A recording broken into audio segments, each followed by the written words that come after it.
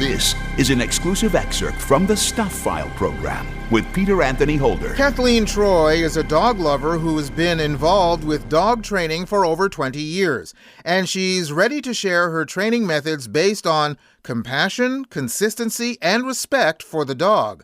She is the author of Dear Dylan's Dog Squad, as well as a series of YA detective mysteries.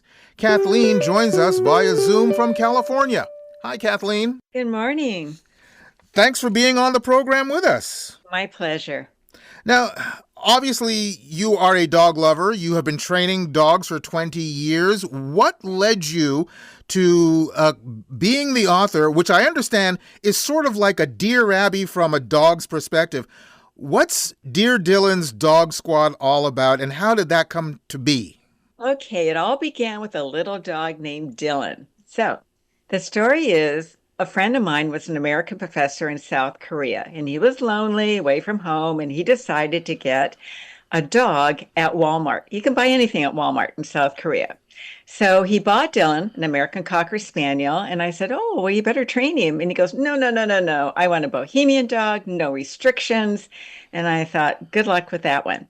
So it all went well until my friend got married, and Dylan ate the inside of their apartment, the electrical coverings off of all the wiring, their furniture. He ate the inside of their BMW. And when he ate their wedding pictures and the negatives, my friend said, the dog's going to Kathleen. So I got him and I started training him. By the way, he was 18 months old, didn't know his own name, and wasn't potty trained. Yeah. So we started working together. He was amazing. And another trainer friend of mine said, he's really smart. We ought to try him in search and rescue. And I said, but he's a little guy. He's a Cocker Spaniel. Well, it turned out he had a great nose. He could detect a dead body under 10 feet of water. And after a lot of training, Dylan learned American Sign Language. He knew agility training. He could count to 10, contact 911 with a special device, bilingual understanding, English and Korean, 500 word phrase and vocabulary. So there really are no bad dogs. And if Dylan can be trained to do all this, any dog can. So again, the book, Dear Dylan's Dog Squad, as I said, it's sort of like a Dear Abby. So how did that come to be? Okay, well, I would do school visits and book signings, and people always wanted to know, well, how do I get my dog to sit? And how do I stop my dog from jumping on people? And things like that. And I thought, well, you know what? I have a lot of these questions for people. I have a lot of letters, a lot of emails. I could put them together in the book. And people think it's a mysterious thing to train a dog. It really isn't. It really isn't. Just as you said, love, respect, compassion, patience, consistency, and I've got to be truthful here, yummy treats. I understand that the real trick is that you don't necessarily have to train the dog. You have to train its owner or its human companion. Exactly. Most problems are on the other end of the leash. Dogs, they just want to please you and they want a job. So you're already halfway home. And all you have to do is just work with them and create a bond. It's pretty easy. So what's the first step when you're dealing with a dog, a puppy, and does it make a difference what breed that puppy is? Yes, because even though they're domestic animals, you have to realize what they were originally purposed for, and that there was a time when they were used to herd sheep. So they will want to, push you along. They want to nip at your ankles. They were used to hunt vermin. So they'll want to dig in your garden and things like that. So those traits never really go away. They're there, but they're still there. So some dogs are going to take a little more effort than others. And some things you're just going to be working with on a daily basis. In the book, again, Dear Dylan's Dog Squad, you get questions from people. When you first started this, were you surprised by some of the questions you were getting on a regular basis, or was it just the typical things that you were expecting to get? I was surprised in that so many people don't realize that they should be the trainer. They're the best person to train their dog. in that they already have a bond with their dog. And so the dog is already going to be paying attention to you. So once I think they get over maybe that fear factor, I think they will be more successful and they'll relax a little bit and they'll find they have an easier job. Some of the things that they would ask, for example, how do I stop my dog from jumping on people? And that's a pretty easy one, in that a lot of times people, when they see a dog approaching quickly or ready to jump, they'll shriek or they'll turn around, they'll back away. Instead, what you want to do is gently walk into the dog. You want to make it a bump, not an assault. And that will cause them to lose their rhythm, break their stride. And when they start to sit, because that'll be a natural reaction, then you say off. You don't say down because you want to use that for something else, like lie down, get down, something like that. So there's that. And I think there's some of the questions where people thought they should send their dogs to boot camp.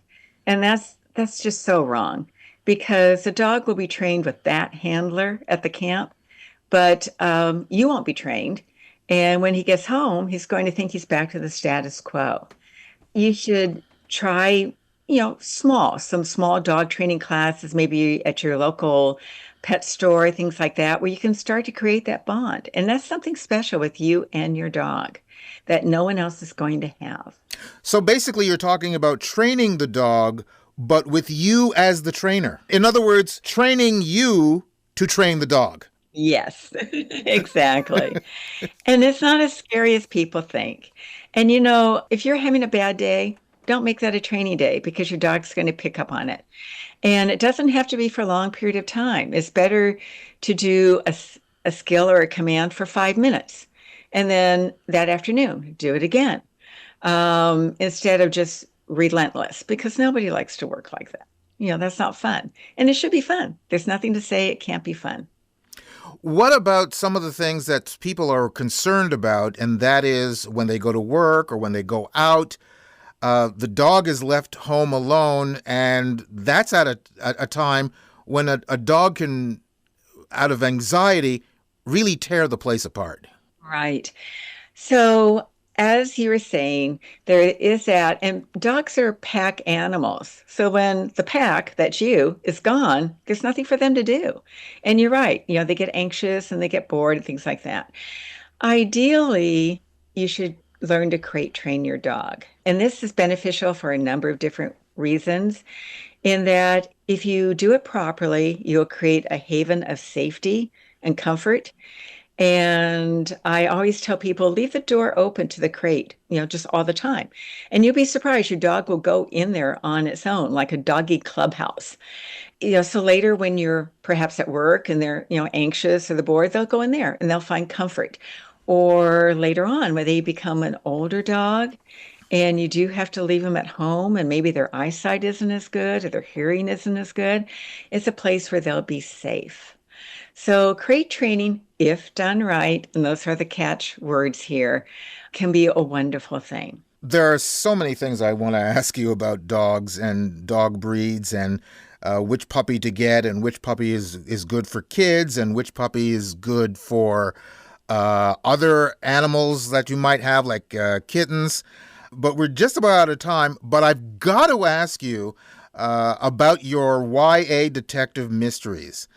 What are they about? And tell us a little bit about how they came to be. Okay, it's a Never Believe series, and it's about Sage. He's a down-and-out junior con artist from Las Vegas, and he's sent to live with family he never knew he had in Evansville, Connecticut, which he thinks is the end of the earth. So he's going to stay there long enough to steal their car, their valuables, and go to Florida. He's a very funny kid. But he learns about a murder mystery that occurred, 19 years earlier, and there's $1 million reward. And he figures, well, for $1 million, I can hang around. Unfortunately, the murderer wants him very, very dead. So it's not looking good for the hero. It's one of those stories that actually came from an incident in my family where my aunt accidentally murdered her husband. So she said it didn't count, but the other family members disagreed.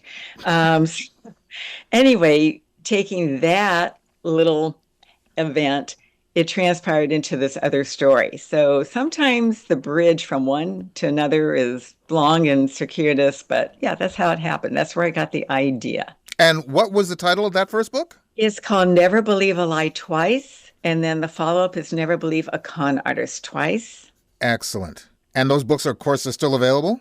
Oh, yes, on Amazon and wherever books are sold. All my books are. Excellent. Kathleen, thank you very, very much for taking the time to be on the program with us. We have to have you back and talk more about dogs. My pleasure. I'd love to. Anytime.